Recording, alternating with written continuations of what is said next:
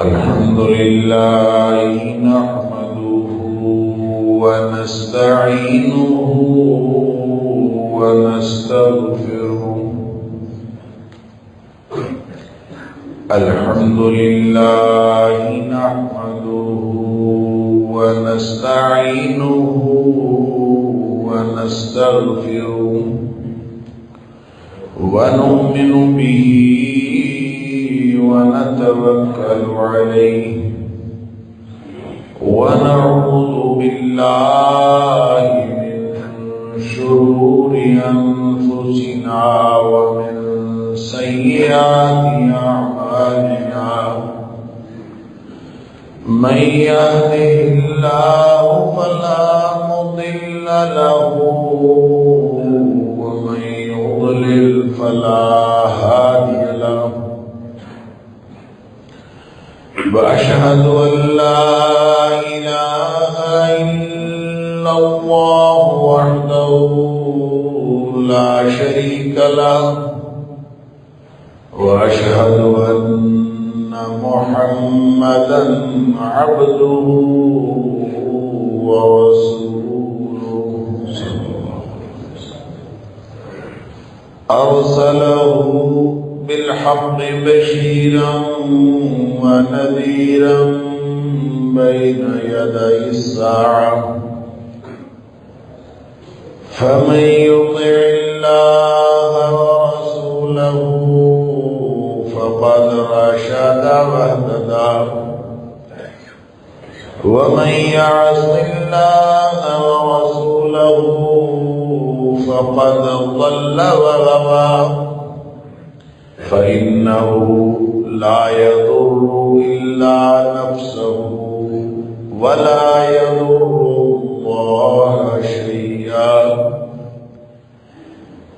نسأل الله ربنا أن يجعلنا ممن يطيعه ويطيع رسوله ويتبع رضوانه ويجتنب سخطه. فإنما نحن به وله. أما بعد فإن خير الحديث كتاب الله وخير الهدي هدي محمد صلى الله عليه وآله وسلم. وشر الأمور محدثاتها وكل محدثة بدعة وكل بدعة ضلالة وكل ضلالة في النار. فأعوذ بالله السميع العليم من الشيطان الرجيم من همزه ونفخه ونفثه. بسم الله الرحمن الرحيم.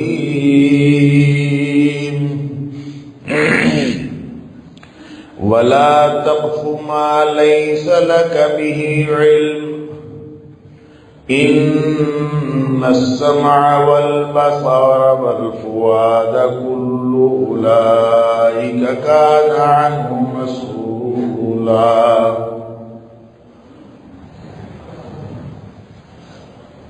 اور اس چیز پر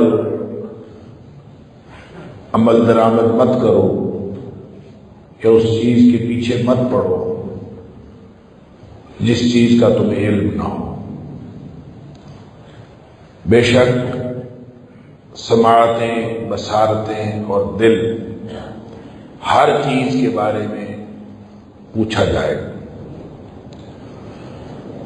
صدق اللہ العظیم. اللہ کریم نے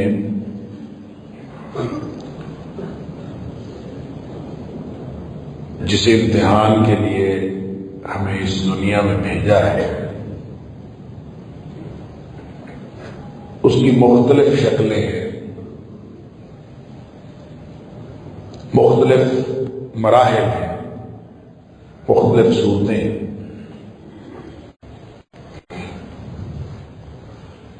بعض اوقات ایسا بھی ہوتا ہے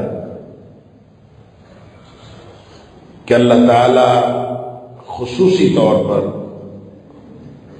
گناہ کے لیے آسانی پیدا کر کے آزمائش کرتا ہے۔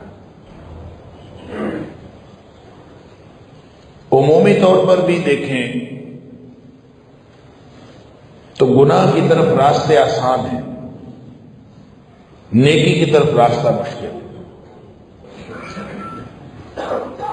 اس کو یوں سمجھ لیجئے کہ نیکی کی طرف چڑھ کے جانا ہے، چڑھائی ہے، اور گناہ کی طرف اترائی ہے۔ اترنا آسان ہے، چڑھنا بہت مشکل ہے۔ ہو سکتا ہے کہ آپ بہت محنت کر کے، بڑی ریاضت کر کے، کئی دن لگا کے، کئی ہفتے لگا کے، ساری عمر لگا کے آپ کہیں اوپر چڑھے ہو، اور شیطان یا آپ کا نفس آپ کو ایسا پھسلائے وہاں سے کہ آپ لمحوں میں نیچے آ جائیں اور وہ جو سالوں کی ہوئی کمائی ہے وہ ضائع ہو جائے۔ یہ بالکل ممکن ہے۔ اللہ تعالیٰ معاف فرمائے۔ تو یہ عمومی طور پر بھی گناہ کی طرف جانا آسان ہے اور نیکی کی طرف جانا مشکل ہے، لیکن بعض اوقات اللہ تعالیٰ گناہ آسان کر کے، مزید آسان کر کے، خصوصی طور پر آسان کر کے، اور ہمارے ہاتھوں میں دے کر اللہ تعالیٰ آزماتا ہے کہ بھلائی ہم کیا کرتے ہیں۔ اللہ اکبر۔ اس کی دو مثالیں قرآن حکیم کے اندر موجود ہیں۔ ایک مثال تو وہ ہے جو بنی اسرائیل کی ہے، جس کا کچھ تذکرہ سورہ بقرہ کے اندر بھی ہے، اور اس کا قدر تفصیلی تذکرہ سورہ اعراف کے اندر ہے، کہ بنی اسرائیل کو منع کیا تھا، ایک ایسی بستی جو بالکل دریا کے کنارے پہ تھی، سمندر کے کنارے پہ تھی، ان کو منع کیا تھا کہ ہفتے والے دن مچھلیاں نہیں پکڑیں۔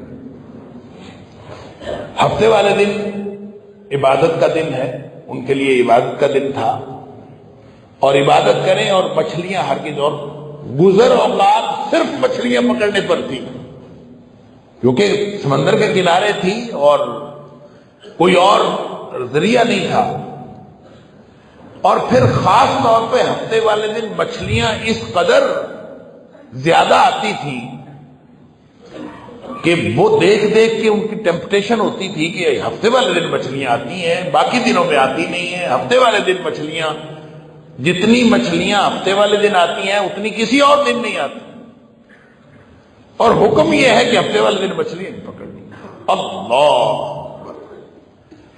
تو ظاہر ہے وہ دیکھتے رہے، اس کو پتہ نہیں کتنے ہفتے، کتنے مہینے یا کتنے سال گزرے ہوں گے، وہ دیکھتے رہے، بالآخر سے رہا نہیں گیا۔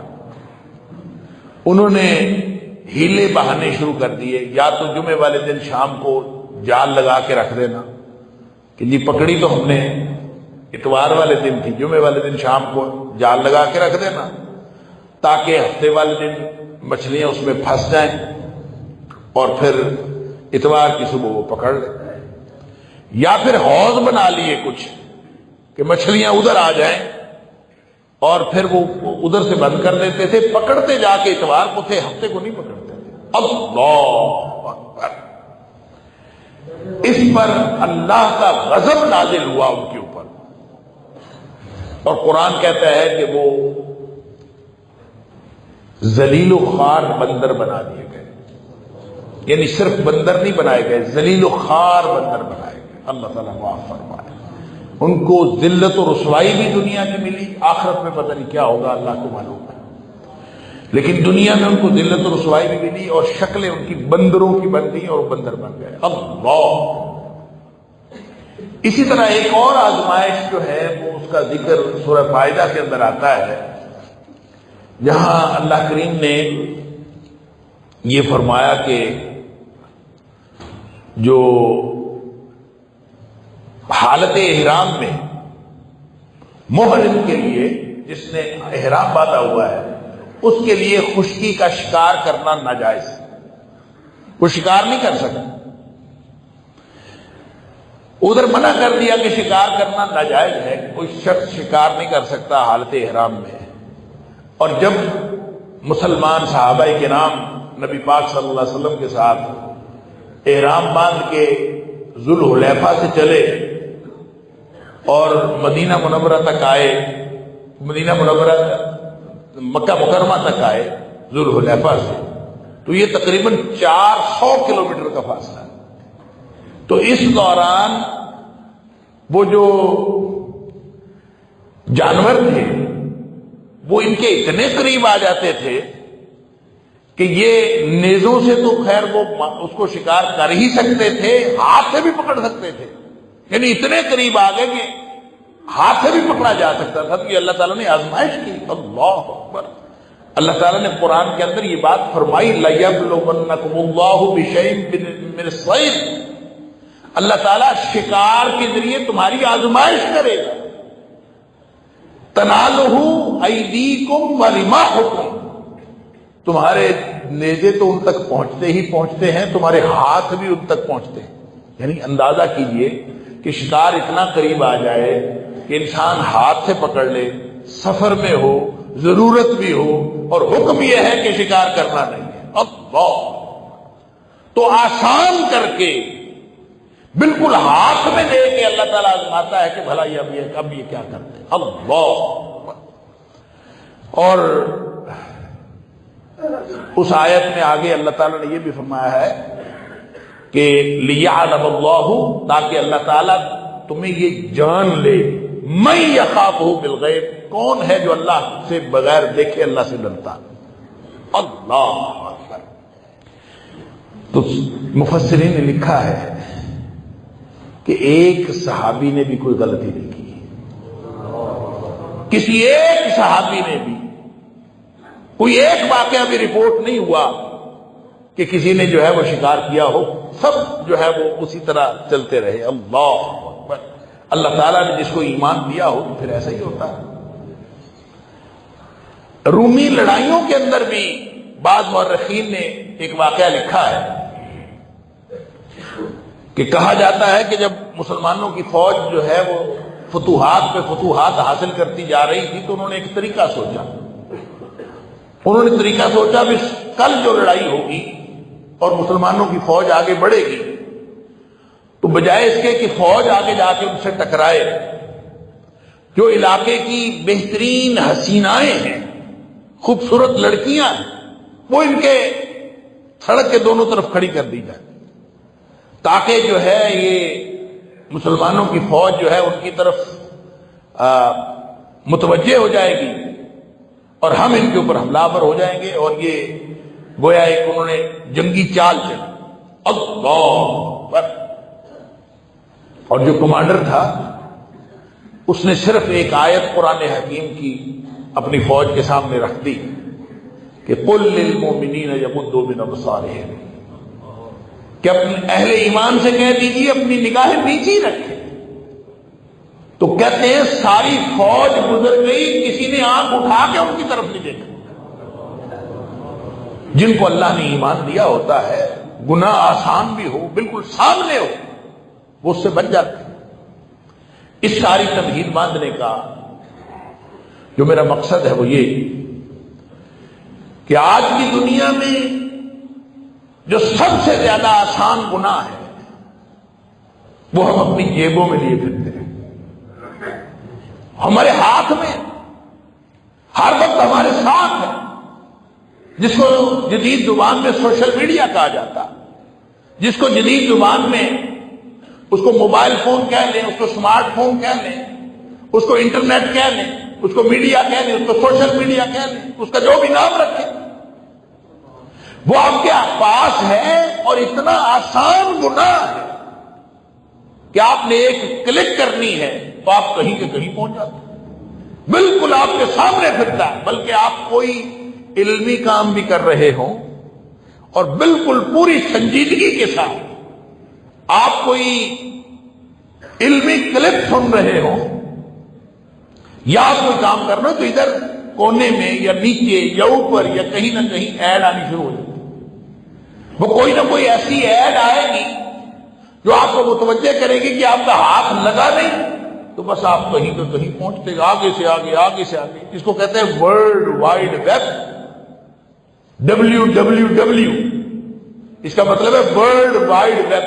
یہ پوری دنیا پر محیط ایک جالا ہے، جیسے مکڑی کا جالا ہوتا ہے اس طرح یہ جالا ہے، اور ہر شخص اس میں پھنستا چلا جاتا ہے۔ اللہ، میں کہتا ہوں یہ ویب جو نام رکھا ہے ورلڈ وائڈ ویب، بڑا سوچ سمجھ کے نام کسی نے رکھا ہے کہ جس طرح سے اس میں لوگوں کو پھنسایا جاتا ہے اور جس طرح سے لوگ اس میں پھنستے چلے جاتے ہیں، شاید کوئی اتنا بڑا جال کوئی دنیا میں نہیں ہے جس میں لوگ شکار کی طرح اس طرح سے پھنستے چلے جائیں۔ اللہ، بہرحال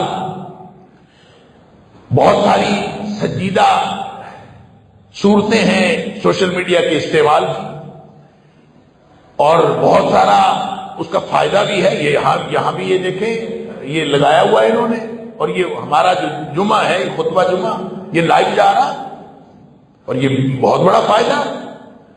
اور جو لوگ پہلے یہی 200، 400، 500، 2000 جتنے لوگ یہاں پہ موجود ہیں صرف یہی سنتے تھے، اب پوری دنیا کے لوگ سننا چاہیں تو وہ سن سکتے ہیں۔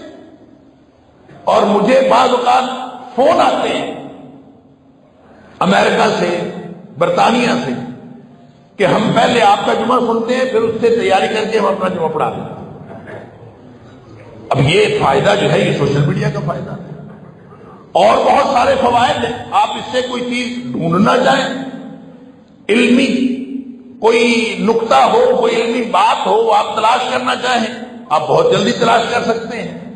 آپ اس پہ سرچ دیں اور وہ جلدی آپ کو پورے پیجز کھول کے آپ کے سامنے رکھ دیتا ہے۔ اللہ اکبر۔ قرآن حکیم کے بارے میں بہت ساری ایپس ہیں، تفسیریں آپ اس کے اندر رکھ سکتے ہیں۔ ہزاروں کتابیں، سینکڑوں نہیں، ہزاروں کتابیں آپ کے موبائل میں آ سکتی ہیں، اور پھر جو لاکھوں کروڑوں کتابیں جو انٹرنیٹ پہ پڑی ہوئی ہیں ان تک بھی رسائی حاصل ہے۔ تو یہ ایک عجیب یعنی ٹول ہے، ایک عجیب ذریعہ ہے جس کے استعمال کی بہت سنجیدہ صورتیں بھی ہو سکتی ہیں اور بہت غلط صورتیں بھی ہو سکتی ہیں، اور یہ انسان کو گناہ میں مبتلا بھی کر سکتا ہے۔ اور خاص طور پر جب آپ اس کا سنجیدہ استعمال کر رہے ہوں، اس وقت بھی گناہ میں مبتلا ہونے کے 100% چانسز ہوتے ہیں، یعنی 10-20% نہیں، 100% چانسز ہیں کہ اس وقت بھی آپ گناہ میں مبتلا ہو۔ اللہ اکبر۔ تو یہ لوگوں کی سہولت کے لیے اللہ بنایا تھا شاید، اور کہتے ہیں کہ لوگوں کے وقت بچانے کے لیے، لوگوں کا وقت بچانے کے لیے انہوں نے کیا۔ لیکن جتنا وقت اس کے اوپر ضائع ہوتا ہے، امت مسلمہ کا بھی اور دیگر لوگوں کا بھی جتنا وقت اس کے اوپر ضائع ہوتا ہے، شاید ہی کسی چیز کے اوپر وقت ضائع۔ اللہ اکبر۔ امام ابن قیم رحمہ اللہ فرماتے ہیں یہ جو وقت کو ضائع کرنا ہے نا، اشد من الموت، اضاعت الوقت اشد من الموت۔ وہ کہتے ہیں کہ کوئی مر جائے تو وہ اتنی سنگین بات نہیں ہے جتنی سنگین بات وقت کو ضائع کرنا۔ اس کی وجہ ہے، اس کی پھر آگے وہ وجہ بتا، وجہ یہ ہے کہ جو مر جاتا ہے نا وہ دنیا سے اور اہل دنیا سے منقطع ہو جاتا ہے۔ وَإِنَّ الْمَوْتَ يَقْطَعُكَ مِنَ الدُّنْيَا وَأَهْلِ الدُّنْيَا۔ موت تو تمہیں منقطع کرتی ہے دنیا والوں سے اور اہل دنیا سے، منقطع کر کے وہ کسی اور دنیا میں لے جاتی ہے۔ موت تو یہ کام کرتی ہے، لیکن جو وقت کا ضیاع ہے، وَإِضَاعَةُ الْوَقْتِ تَقْطَعُكَ مِنَ اللَّهِ وَالدَّارِ الْآخِرَةِ۔ اور جو وقت کا ضائع کرنا ہے یہ تمہیں اللہ سے منقطع کرتا ہے اور آخرت کے گھر سے منقطع کرتا ہے، اس لیے یہ زیادہ سنگین بات۔ اللہ اکبر۔ تو جو چیز پیدا، ایجاد اس لیے کی گئی کہ لوگوں کے وقت بچیں گے، وہ وقت کے ضائع کرنے کا سبب بن رہی ہے۔ انا للہ و انا الیہ راجعون۔ اور اس میں پھر اتنی خرابیاں آ گئیں آہستہ آہستہ، جیسے جیسے لوگ اس کے اندر انوالو ہوتے گئے، سوشل میڈیا، اب سارا کچھ ہی سوشل میڈیا، ہر چیز ہی اس کے اوپر ڈال دی، گناہ بھی اس کے اوپر ڈالنا ہے، نیکی بھی اس کے اوپر ڈال دی۔ اگر نیکی اس کے اوپر ڈال دی وہ بھی اصل میں گناہ ہے، بات سمجھے گئے؟ اگر نیکی اس کے اوپر ڈالنی ہے تو کس لیے ڈالی؟ نمازیں پڑھتے ہوئے لوگوں کی تصویریں، عمرہ کرتے ہوئے تصویریں، حج کرنے کے لیے جا رہا ہوں دعا کرے، 5ویں حج پہ جا رہا ہوں، 4تھے عمرے پہ جا رہا ہوں، ابھی سفر پہ چل رہا ہوں، فلاں جگہ پہنچ گیا ہوں، فلاں نیکی، فلاں خطاب، فلاں گفتگو، فلاں، اپنی ہر نیکی بھی اس کے اوپر اور ہر گناہ بھی اس کے اوپر۔ اللہ تعالیٰ معاف فرمائے۔ کتنے لوگ ہیں جو صرف اور صرف اپنے لائکس لینے کے لیے اور اپنی اس ایک ویڈیو کی شہرت کے لیے ایسی گندی گندی ویڈیوز اس کے اوپر ڈالتے ہیں۔ انا للہ و انا الیہ راجعون۔ لہذا یہ صرف نیکی کی شہرت ہو تو بھی بندہ کہتا ہے، گناہ کی شہرت بھی ہوتی ہے۔ اگر تو نیکی کی شہرت ہے تو آدمی سمجھتا ہے کہ شاید یہ نیکی کی شہرت تو فائدہ دے گی۔ کیا خیال ہے؟ نیکی کی شہرت ہے تو وہ بھی نقصان دیتی، کسی بھی چیز کی شہرت۔ آپ نے اپنے بچوں کی تصویر لگا دی، نبی اکرم صلی اللہ علیہ وسلم نے فرمایا جو نظر بد ہے نا، نظر بد وہ اونٹ کو ہنڈیا میں پہنچا سکتی ہے، آدمی کو قبر میں پہنچا سکتی ہے۔ اتنی خطرناک چیز ہے نظر بد، اور نظر بد اس وقت لازماً لگتی ہے جب کوئی شخص کسی خوبصورت چیز کو، کسی اچھی چیز کو، کسی اچھائی والی چیز کو دیکھ کے جو ماشاء اللہ لا قوت الا باللہ نہیں پڑھتا، یا ماشاء اللہ تبارک اللہ نہیں پڑھتا، تو اس کی وہ نظر لگ جاتی ہے، اور نظر لگنے کے 100% امکانات ہوتے ہیں کہ نظر لگ جائے گی، اور نظر لگ گئی تو بیڑا خراب۔ تو کتنے لوگ ہیں آپ کی اچھی پوسٹوں کو دیکھ کر ماشاءاللہ پڑھتے ہوں گے، کلک تو کر دیتے ہوں گے، لیکن ماشاءاللہ کتنے لوگ پڑھتے ہیں؟ لہذا جب بھی آپ کوئی اپنی اچھائی اس کے اوپر ڈالتے ہیں، اس کی یا کوئی بھی پوسٹ کرتے ہیں، اس کی 3 صورتیں۔ ایک صورت یہ ہے کہ آپ نے کوئی چیز ڈالی تو آپ نے صرف اپنی اچھی چیز لوگوں سے شیئر کرنے کے لیے ڈالی، ماشاءاللہ دیکھنے والوں میں سے کسی ایک نے بھی اگر ماشاءاللہ لا قوت الا باللہ نہیں پڑھا تو اس کے اوپر نظر بد لگنے کے امکانات۔ لہذا آپ گویا اپنے بچوں کی تصویریں لگا کے، اپنے گھر کی تصویریں لگا کے، اپنی اچھی اچھی چیزوں کی تصویریں لگا کے آپ لوگوں کے سامنے رکھ دیتے ہیں کہ جس نے نظر بد لگانی ہے لگا لو۔ دوسری صورت یہ ہو سکتی ہے کہ آپ اپنی نیکی کی کوئی نماز پڑھنے کی تصویر، نماز پڑھنے کی بڑی ویڈیو، عمرے کی ویڈیو، عمرے کی تصویر، خانہ کعبہ کے سامنے کھڑے ہوئے تصویر، کوئی چیز ایسی۔ اللہ اکبر۔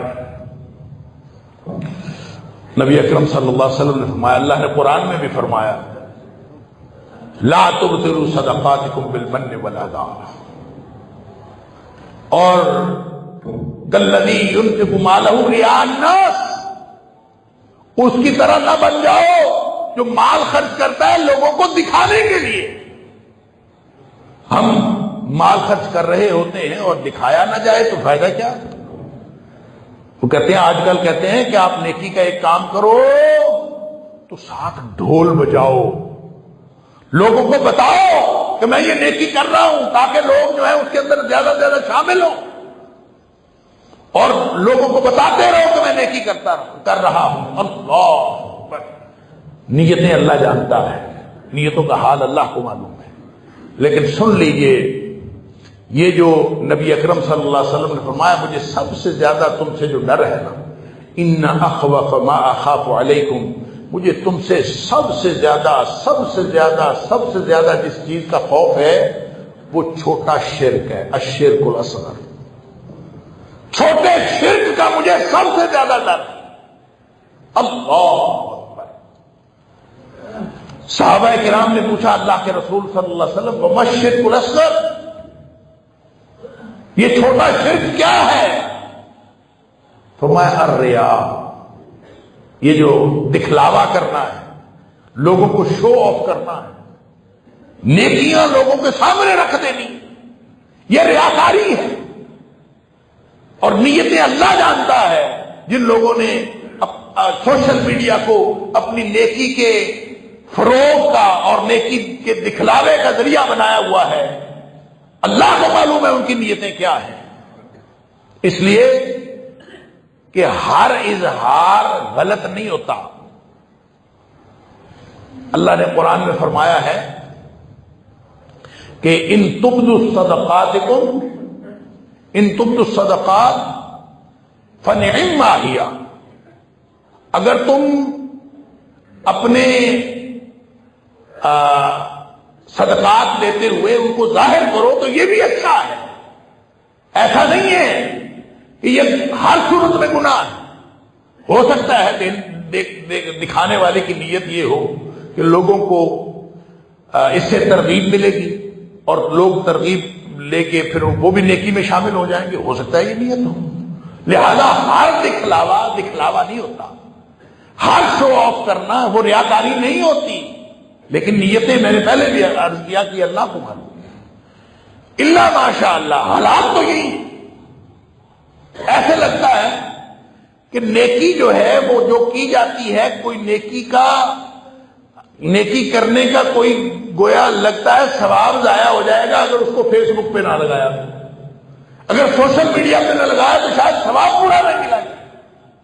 لہذا ہر شخص وہ پہلے اس کے اوپر لگاتا ہے۔ اللہ، پچھلے دنوں ہمارے ایک دوست عمرے پہ تھے، کسی دوسرے دوست نے ان کو فون کیا۔ اب وہ واٹس ایپ کے اوپر عام طور پہ تو کال نہیں ہوتی سعودیہ میں، لیکن انہوں نے کوئی لگایا ہوا تھا وی پی این یا کوئی اس طرح کی چیز، تو کال ہوگی ڈائریکٹ۔ ان کو نہیں تھا پتا کہ وہ کہیں گئے ہوئے، تو ان سے بات ہوئی، انہوں نے کہا کہ کل کے لیے پرسوں کے لیے وقت چاہیے۔ تو انہوں نے آگے سے کہا کہ میں تو عمرے کے لیے آیا ہوا ہوں، سعودیہ میں ہوں، میں موجود نہیں ہوں۔ تو وہ آگے سے کہتے ہیں اللہ اکبر، عمرے پہ گئے ہوئے ہو، نہ کوئی پوسٹ، نہ کوئی اسٹیٹس آپ نے اپلوڈ کیا اور نہ کسی کو بتایا، آپ کا عمرہ کیسے قبول ہوگا؟ اگر یہ بات تو انہوں نے مذاق سے کہی، لیکن ہے تو ایسے۔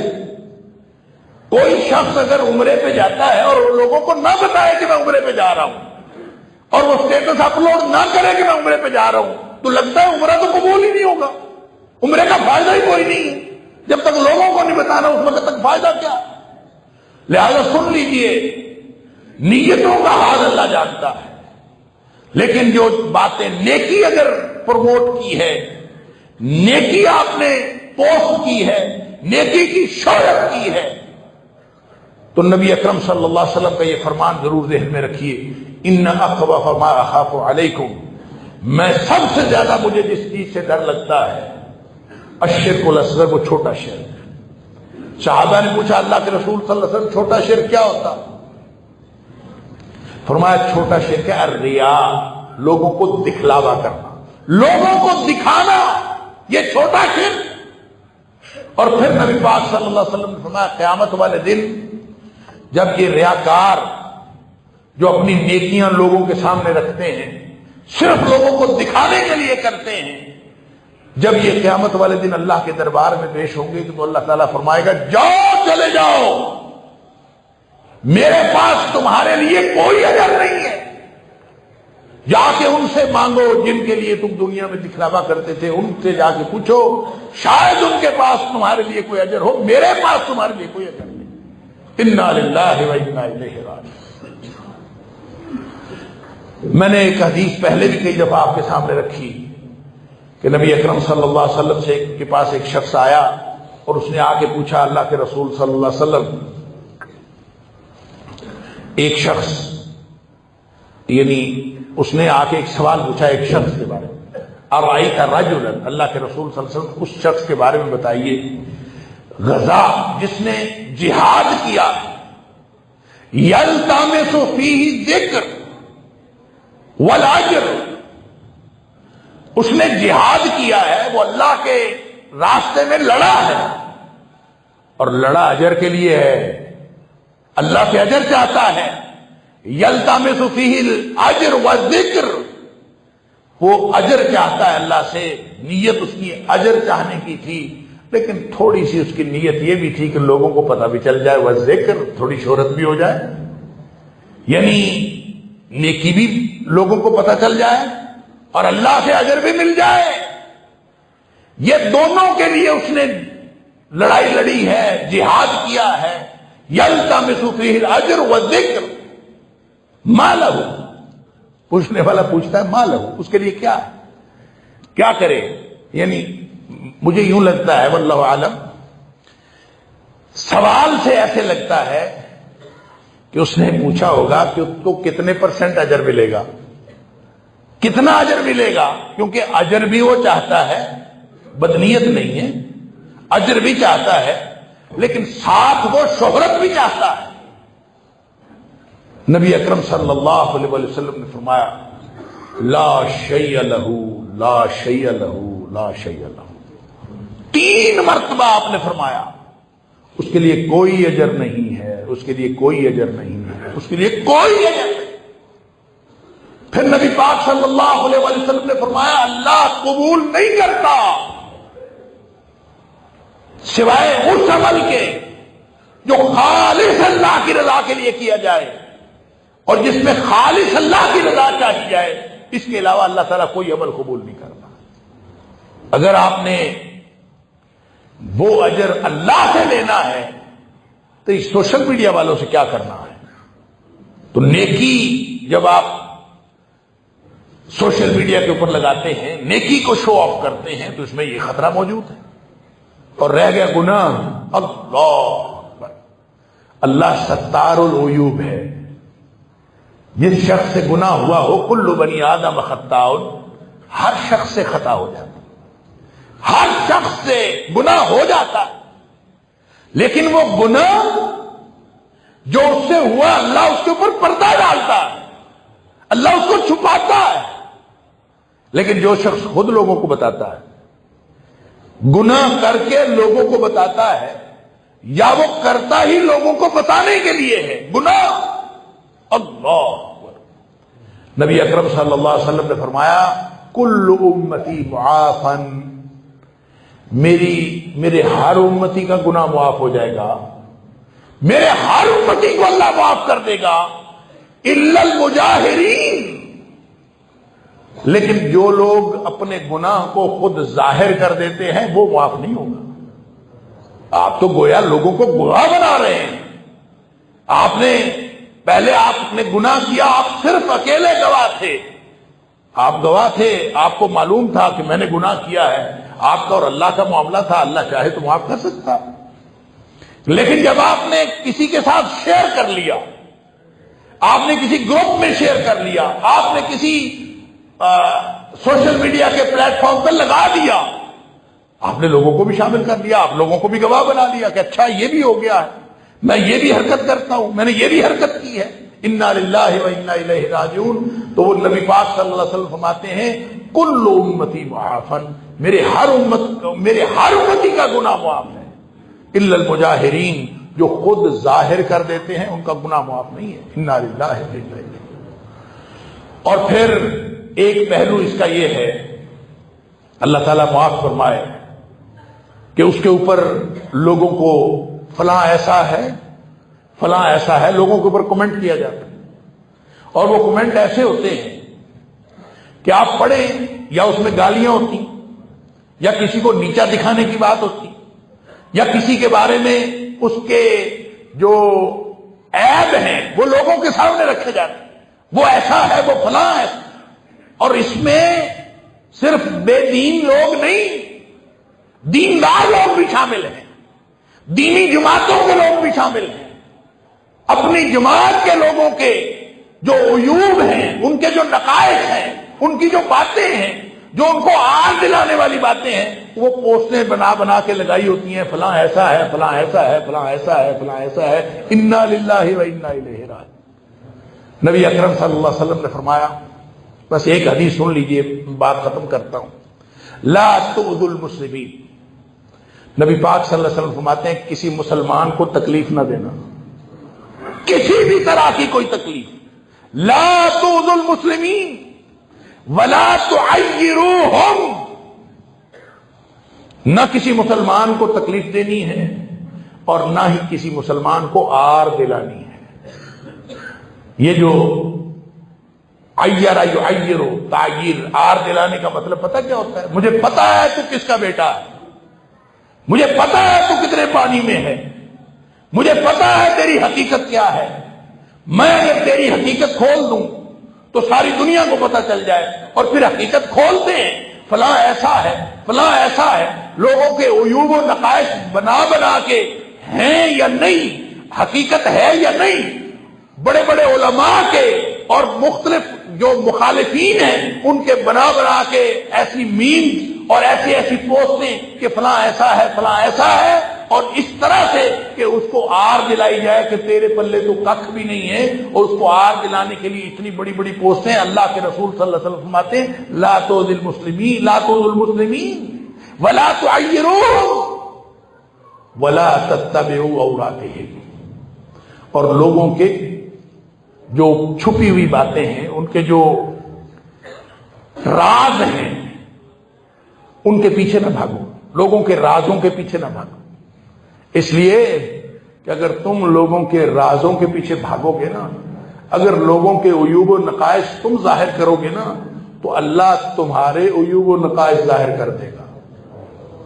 تم لوگوں کے کرو گے، اللہ تمہارے عیوب و نقائص ظاہر کر دے گا، اور جس کے اللہ نے عیوب و نقائص ظاہر کر دیے، جس کے رازوں کے پیچھے اللہ پڑ گیا، جن کے رازوں کو اللہ نے راز ظاہر کر دیا، پھر چاہے وہ کہیں بھی کتنی دور اپنے کسی گھر کے پچھلے کونے میں بھی بیٹھا ہو، جس کو اللہ نے اس کے راز فاش کر دیے، اس وہ ذلیل و رسوا ہو جائے گا۔ اللہ اکبر، یعنی وہ بچ نہیں سکتا ذلت و رسوائی سے، جس کے رازوں کے پیچھے اللہ پڑ گیا۔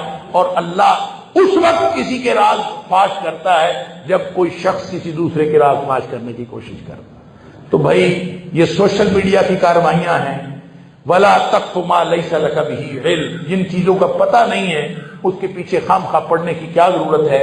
یہ جو کچھ ہم کر رہے ہیں، ہر چیز کے بارے میں قیامت والے دن پوچھا جائے، ہماری سماعتیں، ہماری بصارتیں، اور ہمارے یہ جو قرآن نے کہا الْيَوْمَ نَخْتِمُ عَلَىٰ أَفْوَاهِهِمْ وَتُكَلِّمُنَا أَيْدِيهِمْ وَتَشْهَدُ أَرْجُلُهُمْ بِمَا كَانُوا يَكْسِبُونَ، قیامت والے دن یہ جو ہمارے پور ہے نا، یہ جو ہمارے انگوٹھا چل رہا ہوتا ہے، سکرولنگ چل رہی ہوتی ہے، یہ جو اس کے ذریعے سے ٹائپنگ ہو رہی ہوتی ہے، یہ جو کچھ ہو رہا ہوتا ہے، یہ قیامت والے دن سارا پوچھا جائے گا۔ یہ ایک ایک چیز سے قیامت والے دن اللہ نے زبان پر، منہ پر مہر لگا دینی ہے، اور گواہی ہاتھوں نے دینی ہے، اور گواہی قدموں نے دینی ہے کہ یہ میرے ساتھ کیا کرتا رہا۔ لہذا کوشش کریں کہ اس کو اگر پازیٹیو استعمال کر سکتے ہیں تو کریں، وگرنہ اس کا استعمال چھوڑ دیں۔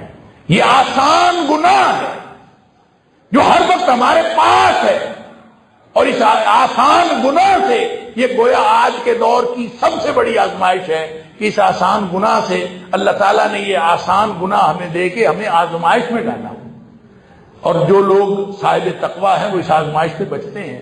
اللہ تعالیٰ ہم سب کو اس آزمائش سے بچنے کی توفیق عطا فرمائے۔ وآخر دعوانا الحمدللہ۔